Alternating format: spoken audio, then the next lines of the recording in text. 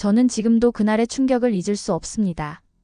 도쿄 긴자 최고급 스시집에서 제가 극찬했던 그 밥이 한국산이었다는 사실을 알았을 때 말이죠. 미국 실리콘밸리에서 농업 AI 스타트업을 운영하는 저에게 그 순간은 모든 것을 바꿔놓았습니다. 제가 그동안 알고 있던 아시아 농업에 대한 모든 상식이 한순간에 무너져 내렸거든요. 제 이름은 앨리슨 브룩스입니다. MIT에서 생명과학 박사를 받고 하버드에서 MBA를 마친 후 농업 자동화 기술로 여러 차례 수상하며 이 분야에서 나름의 자리를 잡았죠. 42살의 나이에 제가 세운 회사는 농업 AI 기술로 세계 시장을 장악하려는 목표를 가지고 있었습니다. 그런 저에게 일본 농림수산성과의 공동 프로젝트 제안이 들어왔을 때 당연히 일본의 농업 기술 수준을 높게 평가하고 있었기 때문에 큰 기대감을 가지고 도쿄로 출장을 떠났습니다. 하지만 그곳에서 제가 마주한 현실은 예상과 완전히 달랐죠. 도쿄 나리타 공항에 발을 디딘 순간부터 일본 측의 극진한 대접이 시작되었습니다. 공항에서부터 고급 세단이 대기하고 있었고 호텔까지 가는 동안 일본 농림수산성 관계자들이 자국의 농업 기술에 대해 자랑스럽게 설명했어요. 특히 일본 쌀의 우수성에 대해서는 정말 열정적으로 이야기했습니다. 도쿄에 도착한 첫날 저녁 일본 측 고위 인사들이 긴자에 있는 최고급 스시 레스토랑 야마자키로 저를 안내했습니다. 미슐랭 3스타 레스토랑이라며 자랑스럽게 소개하더군요. 100년 전통을 자랑하는 이 집은 일본 총리도 자주 찾는다고 했어요. 정말 격식 있는 분위기였습니다. 레스토랑에 들어서니 나무향이 은은하게 퍼져 있었고 장인이 직접 서 있는 카운터 앞에 자리를 잡았어요. 일본 농림수산성 국장, 외무성 관계자, 그리고 일본 최대 농업기업 CEO까지 참석한 만찬이었습니다. 이들은 모두 한 목소리로 일본 농업의 우수성을 강조했어요. 스시가 나오기 시작했는데 첫 번째 스시를 입에 넣는 순간 저는 완전히 매료되었습니다. 특히 밥이 놀라웠어요. 입안에서 녹는 듯한 식감과 은은한 단맛, 그리고 씹을 때마다 느껴지는 쫄깃함이 정말 환상적이었습니다. 저는 농업 전문가로서 쌀의 품질을 평가하는 안목이 있다고 자부했는데 이런 쌀은 처음 맛봤거든요. 미국에서 먹던 캘리포니아 쌀이나 다른 아시아 쌀들과는 차원이 다른 맛이었죠. 밥알 하나하나가 살아있는 듯했고 생선과의 조화도 완벽했어요. 저는 감탄하면서 옆에 앉은 농림수산성 국장에게 말했습니다. 정말 놀라운 쌀이라고, 이런 품질이면 세계 어디에 내놔도 최고라고요. 그때 국장의 표정이 미묘하게 변했어요. 잠시 망설이더니 주변을 살피며 조용히 물었습니다. 정말 궁금하시냐고요. 그리고는 더욱 낮은 목소리로 말했습니다. 사실 이 쌀은 한국에서 온 것이라고 말이죠. 그 순간 저는 젓가락을 놓을 뻔했습니다. 일본 최고급 스시집에서 한국 쌀을 쓴다는 게 믿어지지 않았거든요. 저는 다시 한번 물었어요. 정말 한국산이 맞느냐고요. 국장은 고개를 끄덕이며 이런 말을 했습니다. 요즘 일본 고급 요리점 상당수가 한국산 쌀을 사용하고 있다고요. 함께 식사하던 다른 일본 관계자들의 얼굴도 굳어졌어요. 마치 숨기고 싶었던 비밀이 드러난 것 같은 분위기였죠.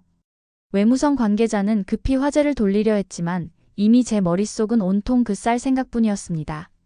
식사를 마치며 저는 계속해서 그 쌀 맛을 잊을 수 없었어요. 정말 일본산보다 뛰어난 한국 쌀이 존재한다는 것이 믿기지 않았거든요. 그때까지만 해도 저는 이것이 단순한 해프닝 정도로 생각했습니다. 하지만 그날 밤 호텔에서 받은 자료를 보고 나서야 이 일의 심각성을 깨달았어요. 호텔로 돌아온 후에도 저는 계속해서 그 쌀 맛을 잊을 수 없었습니다. 정말 한국산이 맞는지, 그렇다면 왜 일본 최고급 레스토랑에서 한국 쌀을 사용하는지, 그리고 이것이 일본 농업계에 어떤 의미인지 궁금해졌죠. 마침 동행했던 농림수산성 담당자 야마다 과장이 호텔 로비에서 저를 기다리고 있었어요.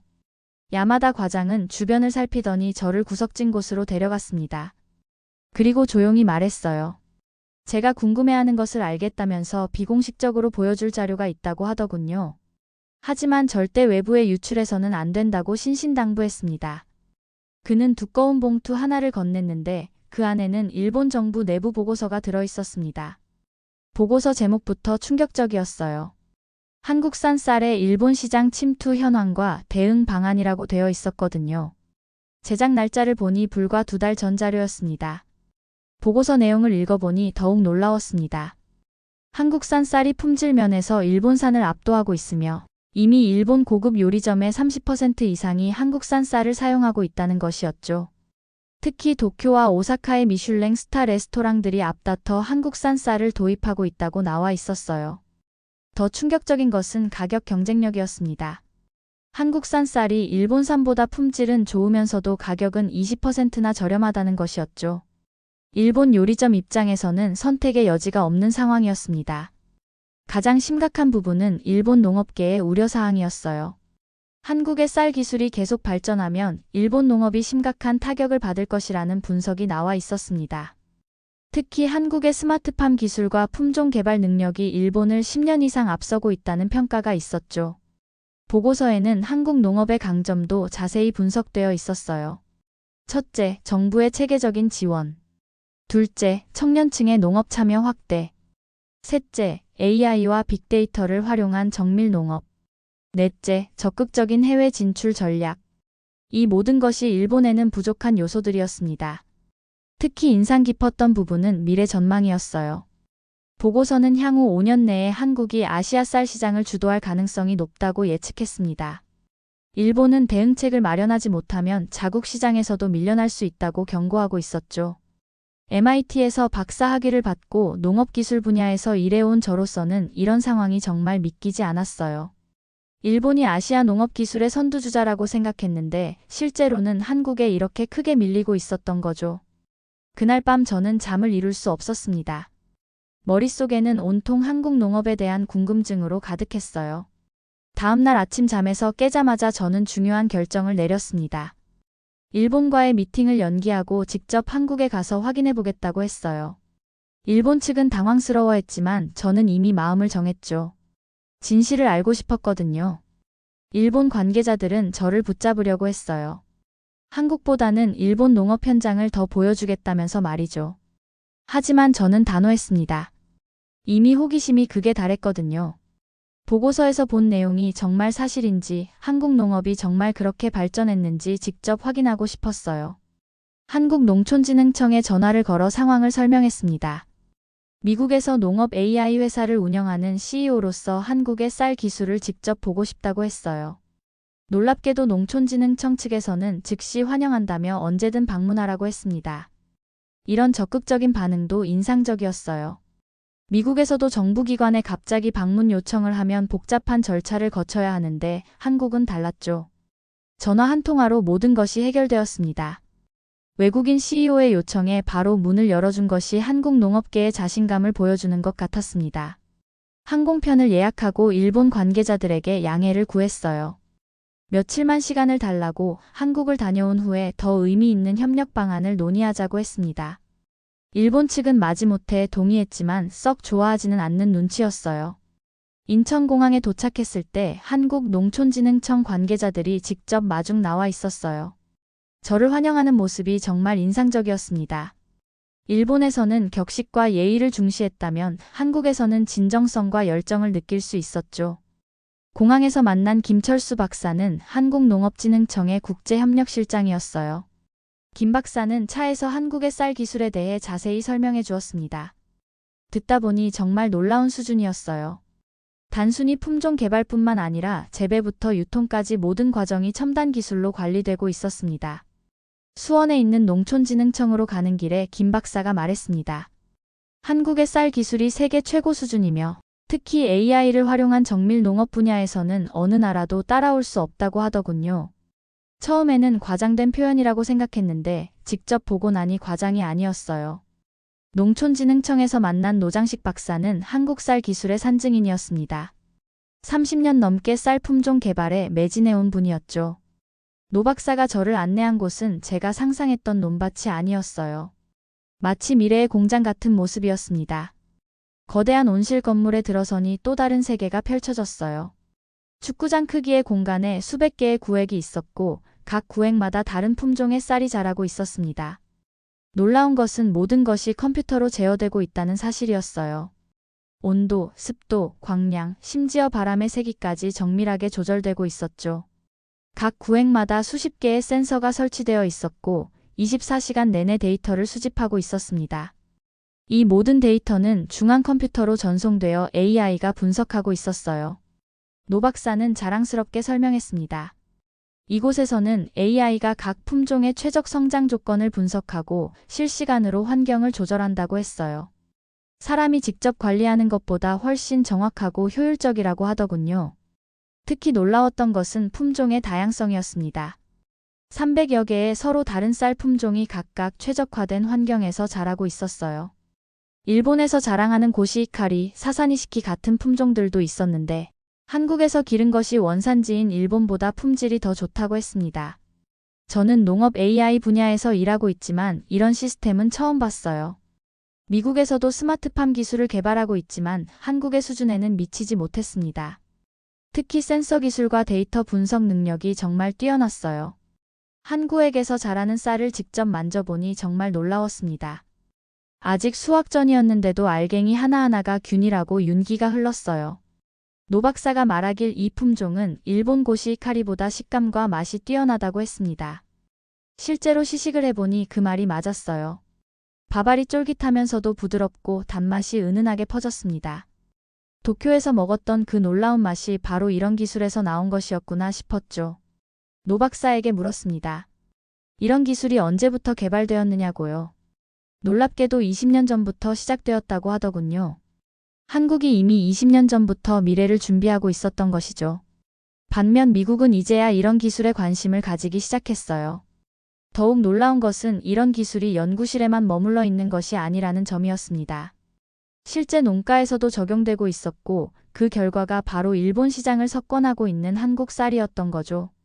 농촌진흥청에서 더욱 놀라운 사실을 알게 되었습니다. 한국의 스마트팜 기술이 이미 세계 여러 나라로 수출되고 있다는 것이었어요. 김 박사가 보여준 세계 지도에는 한국 농업 기술을 도입한 나라들이 표시되어 있었는데 그 범위가 정말 광범위했습니다. 독일, 네덜란드, 심지어 사우디아라비아까지 한국의 농업 기술을 도입하고 있었어요. 특히 중동 지역에서는 한국 기술에 대한 수요가 폭발적으로 늘고 있다고 했습니다. 사막에서도 쌀을 키울 수 있는 기술이 있다니 정말 놀라웠죠. 김 박사가 보여준 자료에 따르면 한국의 스마트팜 수출액이 매년 30%씩 증가하고 있었어요.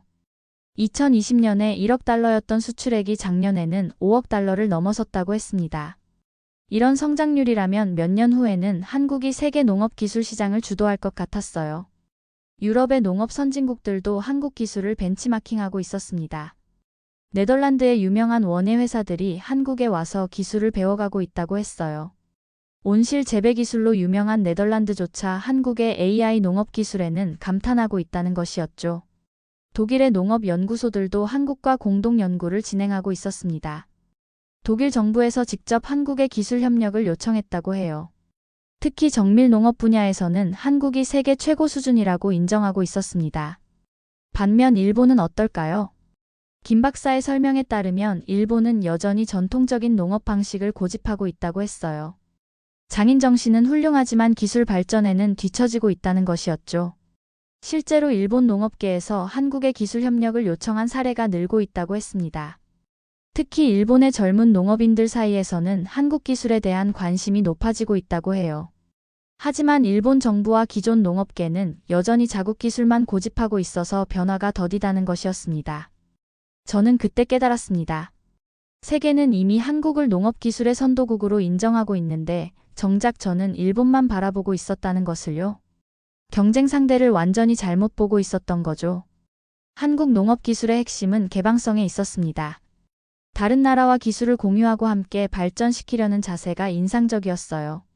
반면 일본은 자국 기술만 고집하며 점점 고립되어 가고 있었습니다. 김 박사는 마지막에 이런 말을 했어요. 한국은 기술을 독점하려고 하지 않는다고요. 세계 모든 나라가 함께 발전하기를 원한다고 했습니다. 이런 철학이 한국 농업 기술이 세계적으로 인정받는 이유 중 하나라고 생각했어요. 다음 날 저는 전남 고흥에 있는 스마트팜 혁신밸리를 방문했습니다. 서울에서 KTX로 2시간, 다시 차로 1시간을 달려 도착한 곳이었어요. 처음에는 왜 이렇게 외진 곳에 첨단 농업단지를 만들었나 의아했는데 도착해서 그 이유를 알 수 있었습니다. 고흥은 한국의 우주센터가 있는 곳이기도 했어요. 로켓을 우주로 쇠러 올리는 곳에서 농업의 미래도 함께 만들어가고 있었던 것이죠. 상징적인 의미가 있다고 가이드가 설명해 주었습니다. 혁신밸리에 도착해서 본 광경은 정말 충격적이었습니다. 넓은 부지에 현대적인 건물들이 들어서 있었고 그 안에서 수많은 청년들이 농업에 종사하고 있었어요. 제가 생각하던 한국 농촌의 모습과는 완전히 달랐습니다. 나이든 농부들이 땀을 흘리며 힘들게 농사짓는 모습이 아니라 30대 이하 청년들이 깔끔한 작업복을 입고 컴퓨터를 보며 농업을 하고 있었거든요. 마치 IT 회사 같은 분위기였어요. 박민수라는 28세 청년 농부를 만났습니다. 서울대 농업생명과학대학을 졸업하고 이곳에서 스마트팜을 운영하고 있다고 했어요. 민수 씨가 관리하는 농장은 3,000평 규모였는데 혼자서도 충분히 관리할 수 있다고 하더군요. 민수 씨의 농장을 둘러보니 정말 놀라웠어요. 거대한 온실 안에는 토마토, 오이, 딸기 등 다양한 작물이 자라고 있었는데 모든 것이 자동화되어 있었습니다. 물주기, 온도 조절, 영양분 공급까지 모두 컴퓨터가 알아서 했어요. 민수 씨는 자신 있게 말했습니다. 자신들은 땅을 파는 게 아니라 데이터를 캔다고요. 정말 인상적인 표현이었어요. 모든 것이 데이터로 관리되고 있었습니다. 작물의 성장 상태, 수확량 예측, 시장 가격 분석까지 모든 것이 AI로 처리되고 있었어요. 특히 놀라웠던 것은 수확량이었습니다. 같은 면적에서 기존 농법보다 3배 이상 많은 수확을 올리고 있었어요. 게다가 품질도 훨씬 좋았습니다. 농약을 거의 사용하지 않고도 이런 결과를 낼 수 있다니 정말 신기했죠. 민수 씨와 함께 일하는 동료들도 모두 젊었어요. 20대 후반에서 30대 초반의 청년들이 대부분이었습니다. 이들은 모두 대학에서 농업이나 공학을 전공했고 농업을 단순한 1차 산업이 아닌 첨단 기술 산업으로 인식하고 있었어요.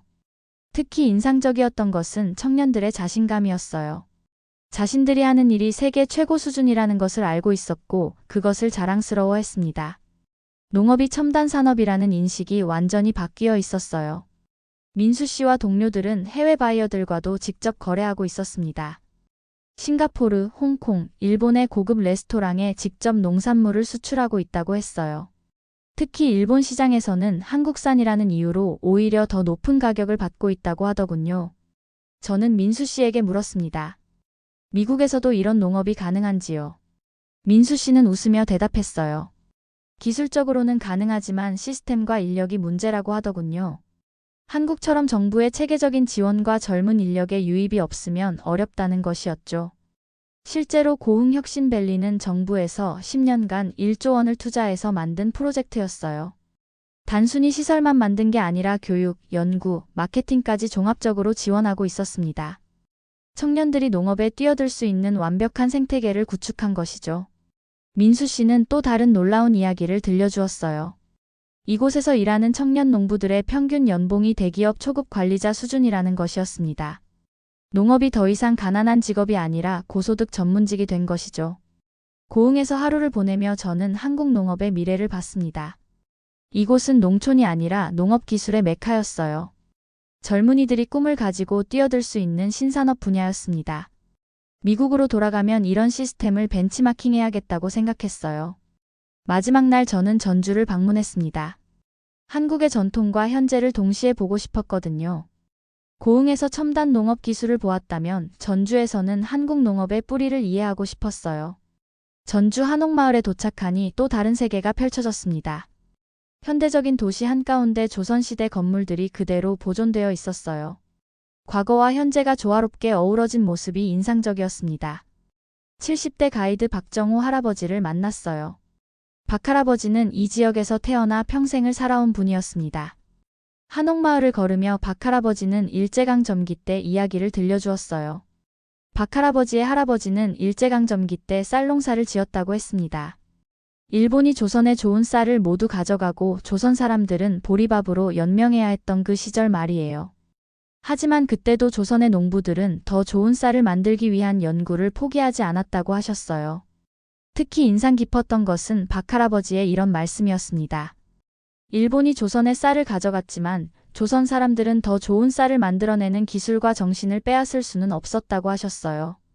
그 정신이 대를 이어 전해져 내려와 지금의 한국 농업 기술로 꽃피웠다는 것이었죠. 한옥마을을 걸으며 저는 많은 생각을 했습니다.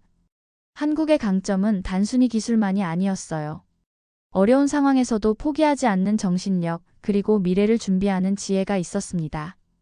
이런 정신적 토대가 있었기에 오늘날의 기술적 성취가 가능했던 것이죠. 전주에서 먹은 비빔밥도 잊을 수 없어요. 그 밥 역시 한국의 첨단 기술로 만들어진 쌀이었지만 전통적인 방식으로 조리되어 있었습니다. 전통과 현대 기술이 완벽하게 어우러진 맛이었죠. 비빔밥을 만들어준 김순자 할머니는 60년째 이 일을 해오고 계셨어요. 할머니는 쌀의 품질이 예전과는 비교할 수 없을 정도로 좋아졌다고 하셨습니다. 특히 요즘 나오는 한국 쌀은 일본 쌀보다도 훨씬 맛있다고 자랑스럽게 말씀하시더군요. 할머니의 말씀 중에 가슴에 와닿는 부분이 있었어요. 예전에는 일본 사람들이 한국 쌀을 무시했는데 이제는 오히려 한국 쌀을 찾아온다고 하셨거든요. 시대가 완전히 바뀐 것이죠. 박할아버지는 마지막에 이런 말씀을 하셨어요. 한국 사람들은 남을 이기려고 하는 게 아니라 자신을 더 발전시키려고 한다고요. 그래서 결국 세계 최고가 될 수 있었다는 것이었습니다. 그 말이 제 마음에 깊이 와닿았어요. 전주에서의 하루는 저에게 한국에 대한 새로운 이해를 주었어요. 한국의 농업 기술은 하루아침에 만들어진 게 아니라 오랜 시간 축적된 지혜와 노력의 결실이었습니다. 그리고 그 바탕에는 굴복하지 않는 정신력이 있었어요. 인천공항에서 도쿄로 가는 비행기에 몸을 맡기며 저는 지난 며칠을 되돌아봤습니다. 일본에서 시작된 작은 의문이 이렇게 큰 깨달음으로 이어질 줄은 정말 몰랐어요. 창밖으로 보이는 한국 땅을 바라보며 많은 생각이 들었습니다. 비행기 안에서 저는 혼잣말을 했어요. 이건 단순한 기술 경쟁이 아니라 새로운 문명의 전환점이라고요. 한국은 이미 미래 농업의 길을 열어놓았고 세계가 그 길을 따라가고 있었습니다. 반면 일본은 과거에 머물러 있었어요. 일본이 따라올 수 없는 이유도 분명했습니다. 문화적으로는 전통만 고집하고 변화를 거부하고 있었어요. 인재 양성에서는 청년들을 농업에서 멀어지게 하고 있었고요. 시스템적으로는 정부의 체계적인 지원이 부족했습니다. 모든 것이 이미 한국과 다른 방향으로 가고 있었어요. 특히 마인드셋의 차이가 컸습니다. 일본은 자국의 기술이 최고라고 믿으며 다른 나라를 무시하는 경향이 있었어요. 반면 한국은 항상 배우려는 자세를 가지고 있었고 다른 나라와 협력하려고 했습니다.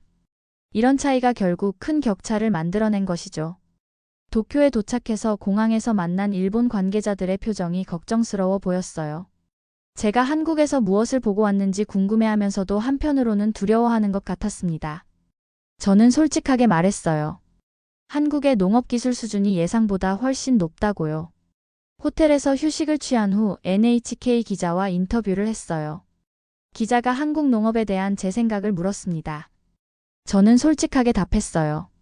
한국의 농업 기술을 제대로 파악하지 못하면 일본 농업은 심각한 위기에 처할 것이라고요. 기자는 놀란 표정으로 다시 물었어요. 정말 그 정도로 심각하냐고요. 저는 구체적인 사례들을 들며 설명했습니다. 이미 일본 고급 레스토랑의 30%가 한국산 쌀을 사용하고 있고 한국의 스마트팜 기술은 세계적으로 인정받고 있다고 했어요. 그 인터뷰가 방송된 후 일본 농업계가 발칵 뒤집혔다고 들었습니다. 미국 CEO의 입에서 나온 말이라 더욱 충격적이었나 봐요. 하지만 저는 사실을 말했을 뿐이었습니다. 감정적인 판단이 아니라 객관적인 분석이었어요. 일본에서의 마지막 미팅에서 농림수산성 관계자들이 한국과의 기술 협력 가능성에 대해 물었어요. 저는 그들에게 조언했습니다. 자존심을 버리고 한국에서 배워야 한다고요. 그것이 일본 농업을 살리는 길이라고 했습니다. 미국으로 돌아와서 저는 회사의 전략을 완전히 바꿨어요. 일본보다는 한국과의 협력에 집중하기로 했습니다. 한국의 기술을 배우고 함께 발전시켜 나가는 것이 더 현명한 선택이라고 판단했거든요. 회사 임원들에게 한국 방문 결과를 보고할 때도 큰 반향이 있었어요. 모두들 한국의 농업 기술 수준에 놀라워했습니다. 즉시 한국과의 기술 제휴를 추진하기로 결정했어요. 한국농촌진흥청과 MOU를 체결하고 고흥혁신밸리에 미국 지사를 설립하기로 했습니다. 또한 한국의 청년 농업인들을 미국으로 초청해서 기술 교육을 실시하기로 했어요. 물론 저희가 배우는 입장이었지만요. 지금 돌이켜보면 그 도쿄 스시집에서의 경험이 제 인생을 바꿨다고 할 수 있어요. 한국산 쌀 한 공기가 저에게 새로운 세계를 보여준 것이죠. 때로는 작은 발견이 큰 변화를 가져오는 법입니다. 한국의 농업 기술은 단순히 K-팝이나 K-드라마처럼 한류의 한 부분이 아니었어요. 그것은 인류의 미래 먹거리를 책임질 수 있는 진짜 기술이었습니다. 그리고 저는 그 기술을 직접 목격한 증인이 되었죠. 6개월 후 저희 회사가 한국 기술을 도입해서 만든 스마트팜이 캘리포니아에서 성공적으로 가동되기 시작했어요. 수확량이 기존보다 40% 증가했고 품질도 크게 향상되었습니다. 이 성과는 미국 농업계에서도 큰 화제가 되었어요. 앞으로도 저는 한국과 함께 농업의 미래를 만들어갈 것입니다. 그것이 미국 농업에도 세계 농업에도 도움이 될 것이라고 확신하거든요. K쌀이 일으킨 이 작은 혁명이 언젠가는 세계를 바꿀 것입니다. 한국에서 배운 가장 중요한 것은 기술만이 아니었어요. 끊임없이 도전하고 발전하려는 정신, 다른 나라와 협력하려는 개방적인 자세, 그리고 미래를 준비하는 지혜였습니다. 이런 가치들이야말로 진정한 한국의 경쟁력이라고 생각해요. 지금도 저는 한국 출장을 정기적으로 다니고 있습니다. 갈 때마다 새로운 기술과 아이디어를 배우고 돌아와요. 한국은 저에게 단순한 비즈니스 파트너가 아니라 농업 혁신의 스승이 되었습니다.